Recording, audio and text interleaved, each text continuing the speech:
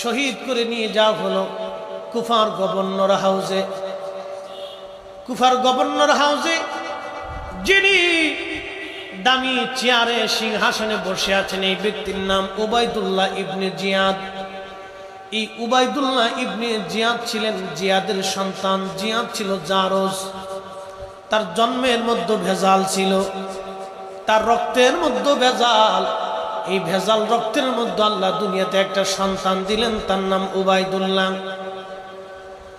চেয়ারের মধ্যে বসে হুসেন রাদিয়াল্লাহু আনহুর পবিত্র মাথা মোবারক নিজের সামনে একটা প্লেটের মধ্যে রেখে একটা লাঠি দিয়ে আওলাদে রসুলের পবিত্র জবান, ঠোঁট মোবারক এবং নাকের মধ্যে, চোখের মধ্যে আঘাত করতেছিল আর বলতেছিল, হুসাইন বুঝলি ইয়াজিদের সাথে দুশ্মনী করার ফল কি হয়?